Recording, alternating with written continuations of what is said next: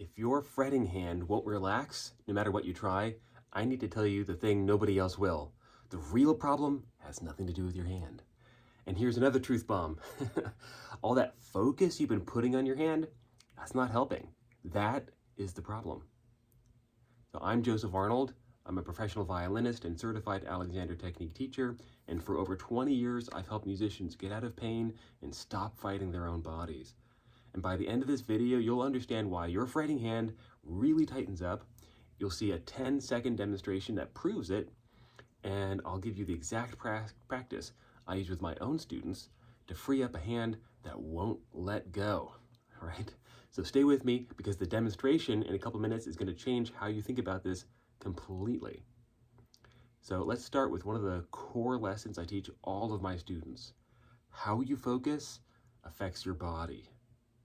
When your attention narrows down to something small, one finger, one note, the fret you're about to hit, your whole body tightens around it. Tight focus, tight body. And then it becomes a vicious loop. Your hand feels tight, so you focus harder on your hand, which makes it yet tighter.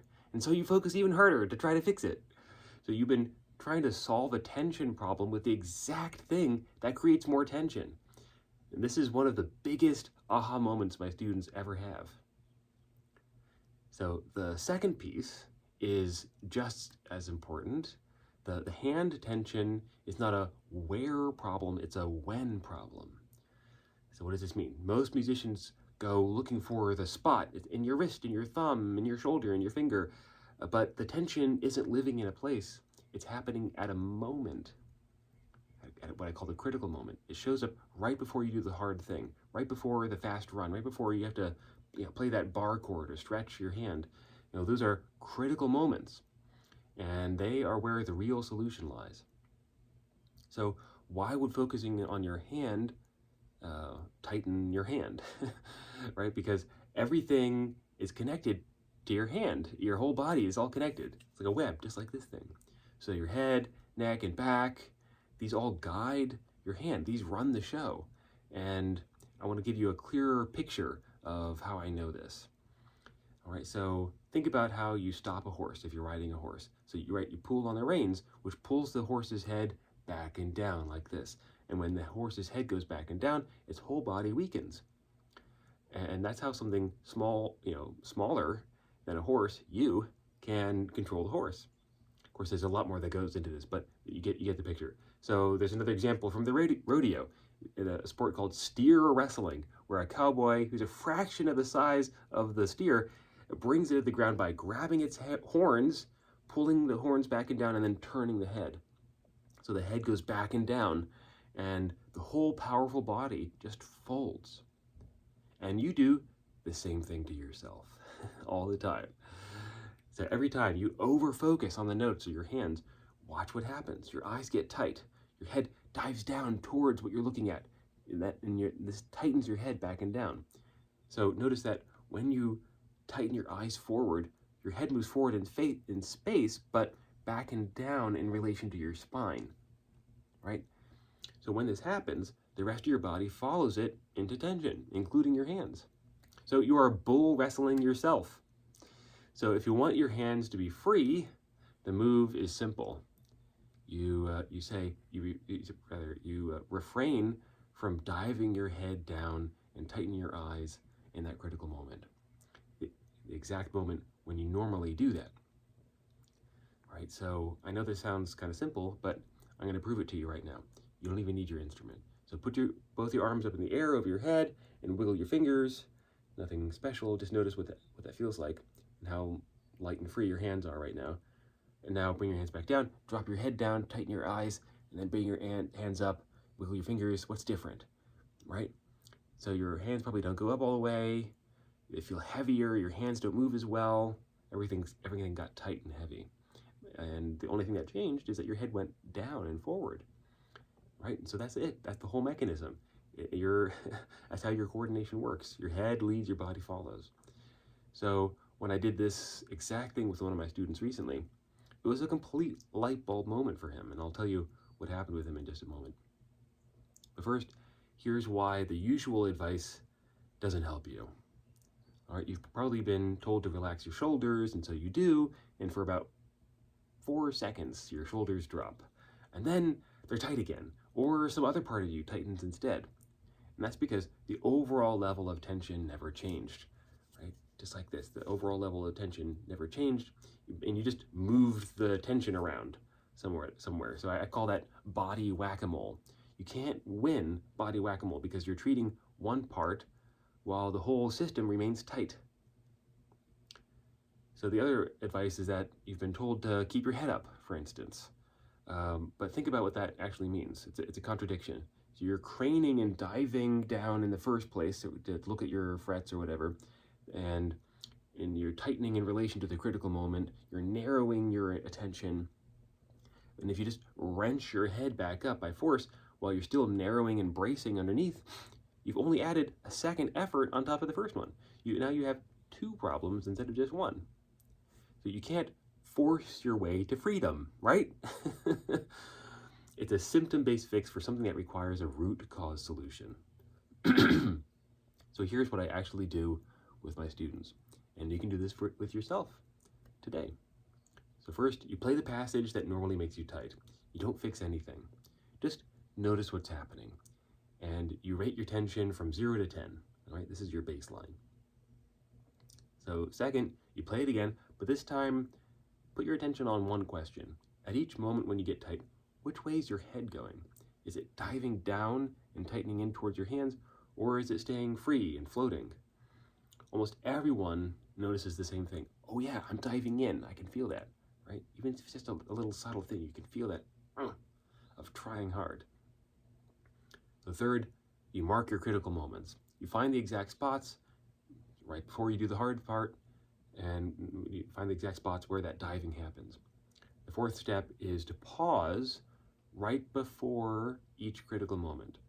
Pause. In that pause, you're not gearing up, you're not doing anything like that, you're not even trying hard to relax. You just pause. And as you come out of that pause and play, you simply refrain from diving your head down. You refrain from tightening your eyes. You have soft eyes, and that's the whole practice. Pause, don't dive. Okay, so here's what happened with one of my students recently. His name's not important, but his resume is. He's a touring guitarist, Nashville guy with 55-year career, the kind of player who's been on a bunch of records you probably know. He came to me after 6 years of a hand problem nobody had been able to fix, repetitive string injuries. And when he played, I could see it every single time. His head came down, his neck tightened, his eyes tightened, his lips tightened, the classic trying hard face. His whole head migrating, diving down towards his hands. And he told me again and again how he felt like he was fighting his hand, trying to force it to relax. And no wonder. Everything attached to his hand was getting tight. So how could his hand by itself ever relax? So we did the arms in the air demo, and this was his light bulb. And then we did the pause and don't dive practice, and for the first time, I could see it. His hand moved naturally. He wasn't fighting his hand. The first time in 6 years, and honestly, probably a lot longer than that. He just moved freely, moved naturally. And he could feel the difference. It was a total light bulb moment for him. So I want to be clear about what this is because some of you have tried other things. So what I teach grows out of the Alexander technique, but it also goes further. I'm not interested in just moving your body in some technically correct way. I care about your whole body, your whole self, your whole person, your whole art. Mind, body, soul, spirit, music, technique, all of it at once. All connected to how you relate to the critical moment. That's also why this isn't physical therapy. PT gives you stretches and exercises and massage, and it treats your body like a malfunctioning machine to be repaired. It's not to say that it doesn't have any value, but it doesn't really work for repetitive strain injuries and tension because your body is not a machine. And the moment you stop treating it like one, things you've been fighting for years can finally let go. So if you're a guitarist whose fretting hand just won't relax, try practicing on one passage today. Give it a baseline, find your critical moments, pause, and simply refrain from diving your head down. And if you want help, finding your own pattern, because it's genuinely hard to catch your own head doing this. It's a habit, you're so used to it, it's hard to notice it. There's a link in the description to book a free 15-minute call with me.